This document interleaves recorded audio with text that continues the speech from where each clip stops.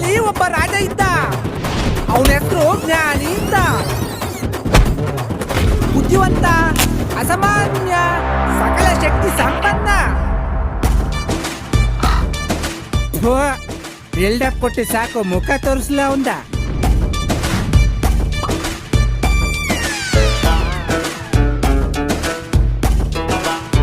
ನನ್ನ ಹೆಸರು ಜ್ಞಾನಿ ಅಂತ.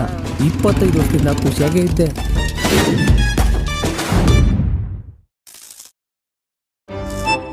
ಪ್ರಪಂಚದ ಆಗು ಹೋಗುಗಳಿಗೆ ಯಾವನ್ ಕಾರಣನೋ ಗೊತ್ತಿಲ್ಲ, ಆದರೆ ನಮ್ಮ ಹುಡುಗ ಹಾಳಾಗೋದಕ್ಕೆ ಈ ರಾಜ್ಕುಮಾರಿನೇ ಕಾರಣ.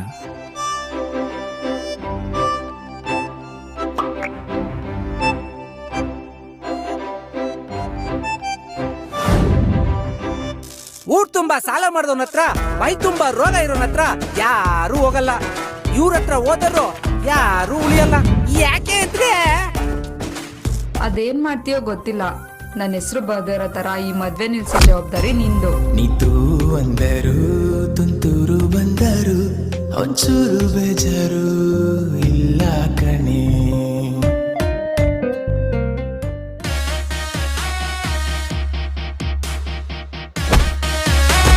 ನೀನ್ ನನಗ್ ಬೇಡ.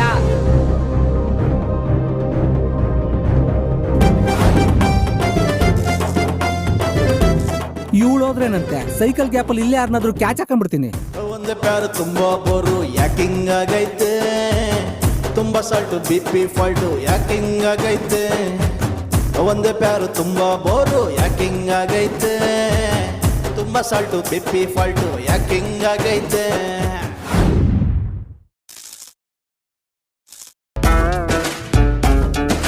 ನಿನ್ನಮ್ಮ ನೆಬಾರೋ. ಓ ನಮ್ಮವನ.